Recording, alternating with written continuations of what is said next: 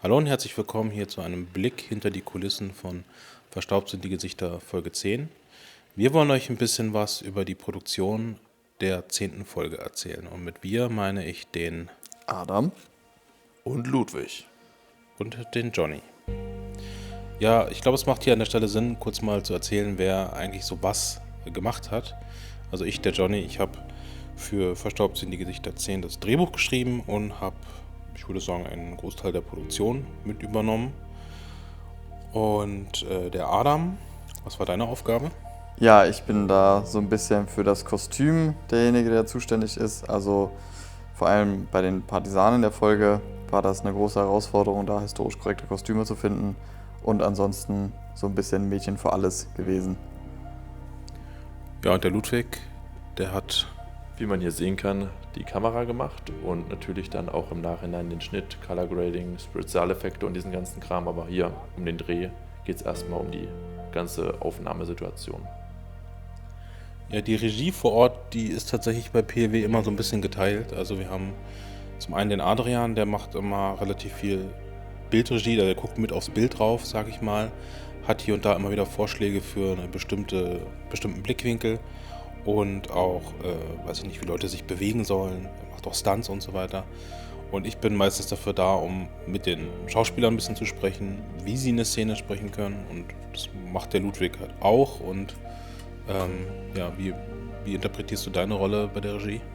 Na, ich würde sagen, wir sind einfach so eine Dreifaltigkeit, die sich einfach relativ gut ergänzt und wo man dann auf einer Wellenlänge ist und das funktioniert halt wirklich sehr gut. Das hatte ich auch so in der Form auch noch bei keiner anderen Produktion gesehen, dass da halt 3 Leute irgendwas erzählen können und am Ende kommt dann halt mehr oder weniger das raus, was man halt haben möchte. Und das muss man wirklich mal sagen, das haben auch andere Leute, die am Set waren, auch schon erwähnt. Das ist halt recht ungewöhnlich, aber das hat sich bei uns halt über die Jahre so, ja, entwickelt, sage ich mal. Und solange die Chemie stimmt und das Ergebnis stimmt, kann man das auch so machen. Ja, die Produktion der Folge hat ja im Wesentlichen angefangen mit den vorigen Folgen. Die sind halt immer nach und nach entstanden. Und so ist dann auch das Drehbuch von Folge 10 mehr oder weniger mitgewachsen. Das heißt, es ist dann ein bisschen länger geworden. Man hat die Charaktere immer ein bisschen versucht weiterzuentwickeln. Und ja, das war so, sage ich mal, einer der ersten Schritte, dass man ein Treatment entwickelt. Das heißt, man entwickelt die Geschichte grob, dann lesen die alle und dann geht man zum Drehbuchschreiben über.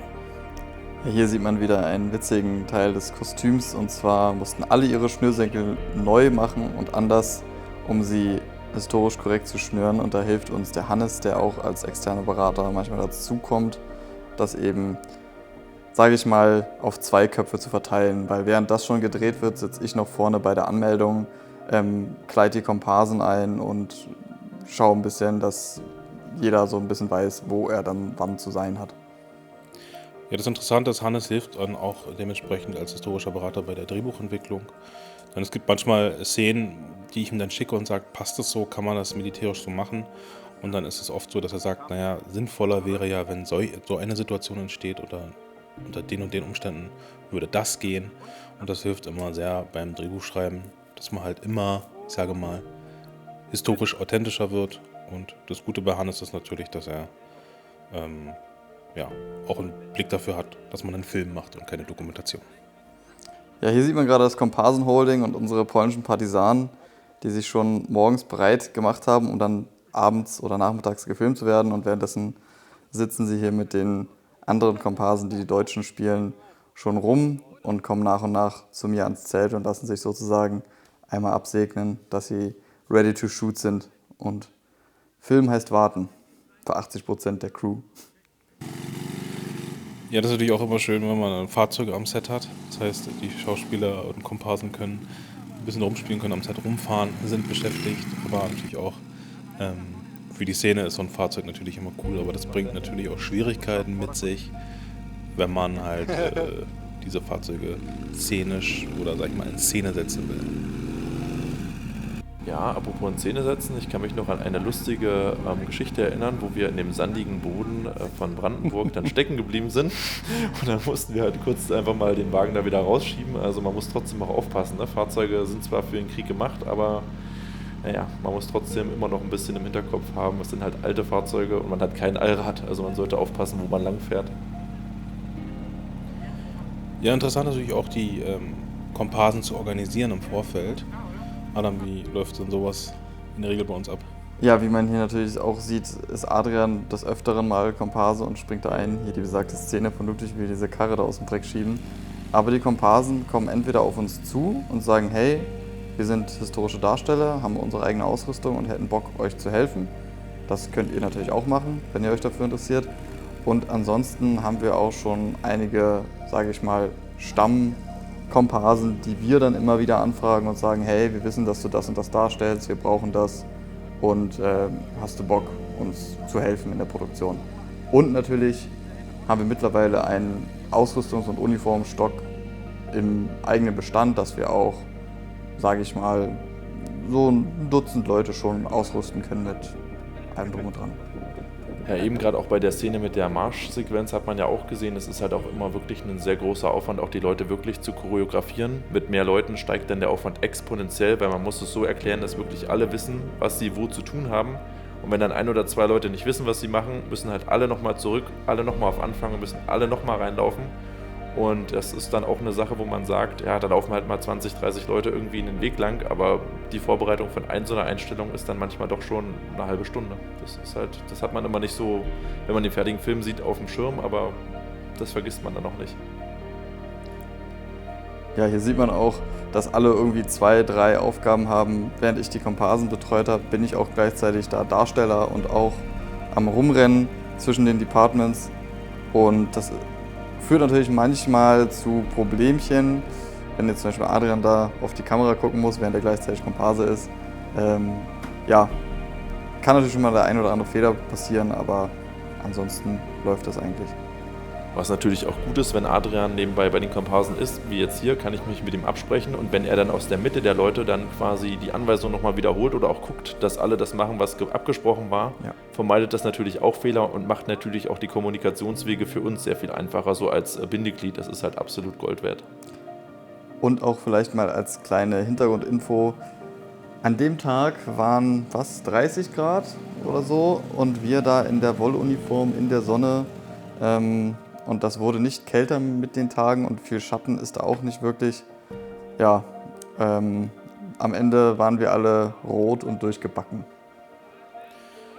Ja, und ein besonderes Augenmerk bei so einer Produktion liegt natürlich auch auf der Zeitplanung. Das heißt, wenn der Drehplan geschrieben wurde, nachdem das Drehbuch fertig ist, versucht man natürlich möglichst viel aus einem Wochenende herauszuholen, denn gerade die Leute, die noch nebenbei berufstätig sind, die keine hauptberuflichen Schauspieler sind, die haben natürlich nur am Wochenende Zeit. Das heißt, man versucht dann so viele Shots wie möglich an einem Wochenende zu tun. Und dann sind solche Szenen, wo man halt dann die Leute wieder zurückschicken muss und man wieder von vorne drehen muss. Und das dauert dann halt ewig. Die sind dann natürlich sehr große Zeitfresser.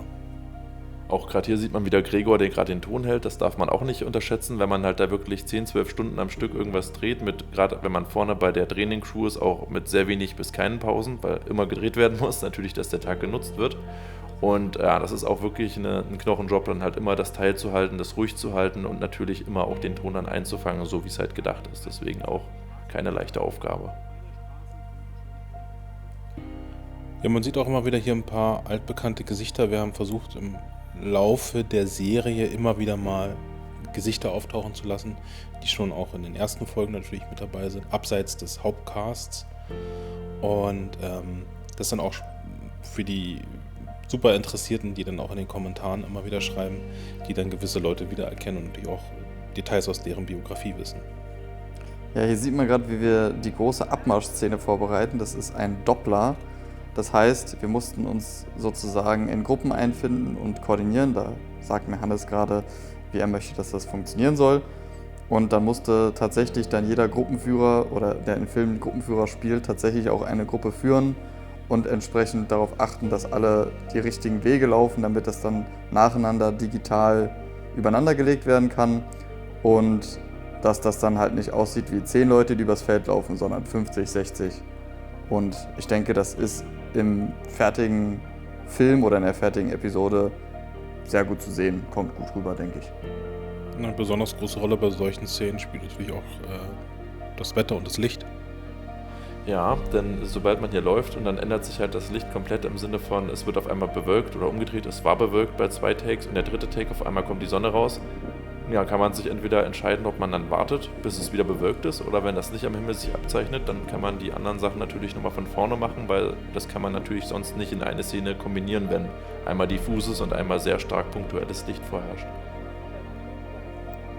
Ja, und da muss man dann natürlich als Komparse, sage ich mal, einfach schnell reagieren und dann wieder auf Anfang gehen und dann wieder hinten zurück, um dann doch alles relativ schnell abzudrehen, ohne dass da sich groß das Licht ändert. Also da sind alle Departments, müssen da Hand in Hand gehen, damit das reibungslos funktioniert. Ja, abseits davon, dass so ein Dreh natürlich super anstrengend ist, zum Beispiel bei dem Dreh, das war am Tag meines Geburtstages und ich war an dem Tag davor echt sehr krank, macht es natürlich auch trotzdem Spaß, weil wir sind ja trotz all dem Freunde und wir haben das große Glück, so eine Arbeit machen zu können, auch wenn sie anstrengend ist. Und das sieht man ja auch immer wieder, dass wir viel lachen und uns aber auch mal anschreien, aber das werdet ihr in dem Material sicherlich nicht sehen. Das wollen wir euch dann doch vorenthalten. Ja, da saßen gerade alle im Schatten in einer kurzen Drehpause und haben sich mal hydriert, nachdem sie den ganzen Tag geschwitzt haben. Und es wurde natürlich auch, wie Johnny sagt, herzlich gelacht und erzählt. Und auch was natürlich immer wichtig ist, vielleicht ist man vor der Kamera Feind, aber hinter der Kamera haben sich alle lieb. Ja, eine wichtige Sache in dieser Folge war die letzte Szene von Leo, also von Peter Feldmann. Das ist die Folge, in der er dann seinen Abschied nimmt und das wird sich auch so weiter fortsetzen. Dann naturgemäß durch den Krieg sterben immer mehr von Ottos Kameraden und das ist dann auch schon so ein, ja, wenn man so will, so ein kleiner wehmütiger Abschied von jeder Rolle. Und gerade bei Feldmann, der war ja bei einer der frühesten Folgen mit dabei und auch der Leo ist ein Mensch gewesen, mit dem wir immer gern zusammengearbeitet haben. Aber manchmal verlangt das Drehbuch, was es eben verlangt. Und da müssen auch mal wichtige Charaktere das Set verlassen.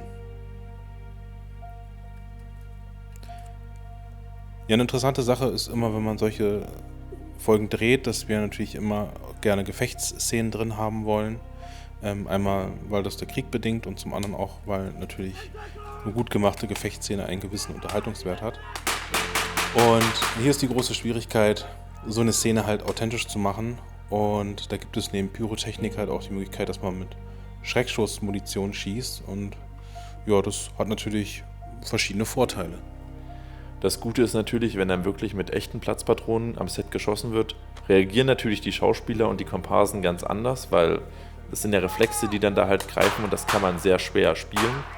Und zum anderen ist es natürlich auch für mich, ja, auch nicht ganz uneigennützig, ein sehr großer Vorteil, da bei den Spezialeffekten natürlich auch sehr viel weniger gemacht werden muss, wenn schon echter Rauch da ist, wenn die Hülsen auch echt ausgeworfen werden und der Verschluss sich bewegt, fehlt quasi nur noch das Mündungsfeuer und die Soundeffekte und dann ist das ja schon fast fertig. Natürlich in Deutschland leider nicht die größte Auswahl an Platzpatronenwaffen, aber es ist halt wirklich, wirklich sehr wichtig. Ja, hier sehen wir gerade, wie das Gefecht zwischen den polnischen Partisanen und den Deutschen koordiniert wird. Und der eine Komparse, der gute Luis, hatte eine Axt dabei. Was ist denn da so passiert, Johnny? Ja, das ist das Thema Sicherheit. Muss ich am Set immer aufpassen, dass sich niemand verletzt. Und da hat sich eine Axt aus dem Koppel gelöst und ist ihm quasi ins Gesicht gefahren, sag ich mal. Aber es ist nichts passiert, Schlimmes. War mehr Schreck als... Ja, danach haben wir aber gesagt, für den nächsten Take kommt die weg. Ja, also manchmal kann man gar nicht so doof denken. Ja. Was da passiert. Ja, das war jetzt so eine Überbrückungsphase. Wir haben nämlich einen Nachtdreh geplant gehabt und da kann ich für alle angehenden Filmemacher schon mal sagen, wenn man offiziell nach 22 Uhr drehen will, dann braucht man eine sogenannte Nachtdrehgenehmigung und die ist je nach Bundesland gar nicht mal so günstig. Also für alle, die ein schmales Budget haben und was offiziell machen müssen, kann ich nur empfehlen, dreht nicht nachts, denn das ist relativ teuer. Aber es sieht natürlich dementsprechend sehr cool aus. Ja, hier die ikonischste Szene der Folge, würde ich mal fast sagen. Das von dir angesprochene Ende von Feldmann und damit die weitere Verrohung der Truppe. War super heiß an dem Tag, tatsächlich sind auch einige Schauspieler danach, mussten danach einfach aufhören, aber waren immerhin schon abgedreht. Ja, aber war auch schwierig, das zu inszenieren. Hier sehen wir auch die Schauspielerin Dagmar und da muss man mal eine kleine Lanze für sie brechen. Wir haben es erst später erfahren, aber sie hatte an dem Tag halt auch so einen Migräneanfall und hat trotzdem durchgezogen und ihre Rolle gespielt.